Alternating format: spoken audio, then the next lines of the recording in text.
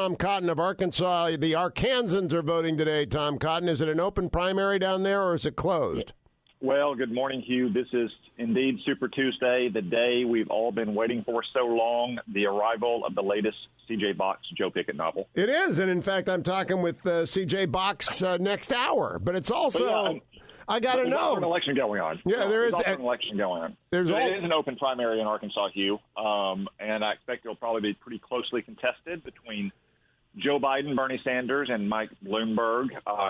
We do have party registration in Arkansas, but one can request a ballot of any party or neither party on primary day.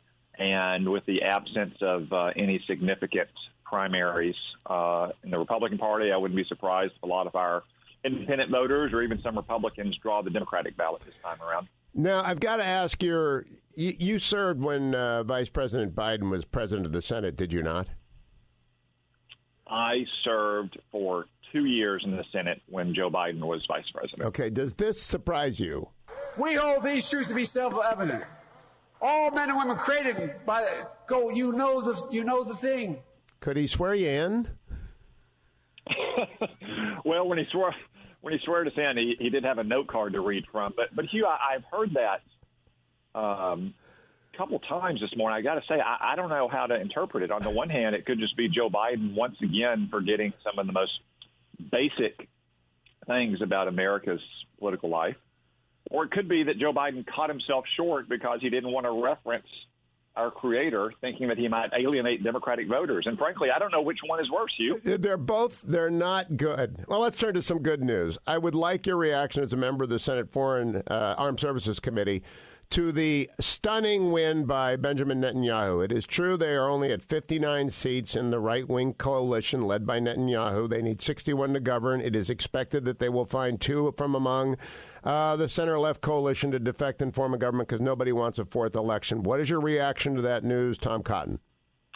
I congratulate Prime Minister Netanyahu. It's been a long time coming, and it's been a pretty tough slog through 3 elections in 10 months. But 59 seats is a very convincing victory, and I do believe that they'll find at least a couple parliamentarians who are not ready for a fourth election, and this will truly establish Benjamin Netanyahu as one of the great statesmen in the modern history of Israel, and he's been a great partner for the United States as well.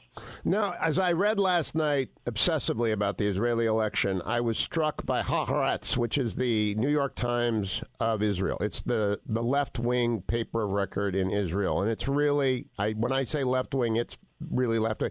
Deep bitterness. I'm talking about the same kind of bitterness that I saw up close and personal in 2016 when Donald Trump won. They do not view it as legitimate when they lose elections. And this is a problem for the West, Senator Cotton. Elites are becoming self-anointed arbitrators of who can rule.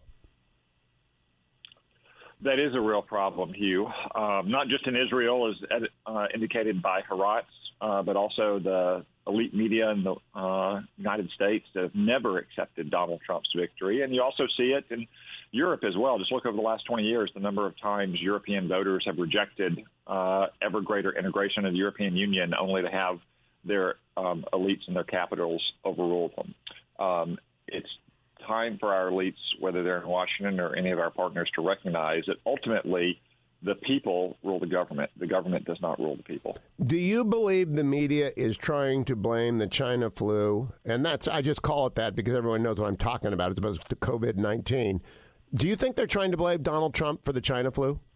Yeah, of course they are, Hugh. There's no doubt about that. You know, the president referred to that phenomenon, blaming him and his administration as the Democrats and the media's latest hoax. And then, of course, the media proved his point by claiming that he was saying the virus is a hoax, when in fact he's the person who made the decision that was not popular among Democrats. In fact, Joe Biden called him xenophobic for shutting down travel with China. That's done the most to keep us safe. It's, again, just an example of how the Democrats and the media and other elites simply refuse to accept the fact that the American people elected Donald Trump in 2016, and looks like they may very well do so again this year. I have said before coronavirus appeared that Ron Klain's appointment to run the Ebola task force was a fine thing back when it occurred, and I read everything Ron writes about it. I don't believe this is a partisan issue, But I don't believe that Democrats are saying the same thing about Mike Pence. I see them attacking Mike Pence when, in fact, all I've seen from the vice president is cool, calm competence. Agree or disagree? Yeah.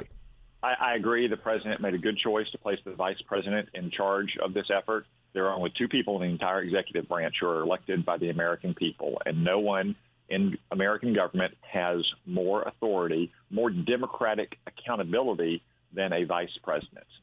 There are many good scientists that are working on the task force that is meeting constantly, and I know many of them. I've worked with many of them over the last 6 weeks. But in the end, decisions have to be made that are policy decisions, not science decisions. How do you rank their response? 20 seconds, Tom Cotton. How's the administration doing on the response, that which can be done, and the measure of whether or not it is being done? They are doing very well. And again, I go back to the president's bold decision last month to shut down travel with China. If it wasn't for that, we would already have thousands and thousands of confirmed cases in the United States.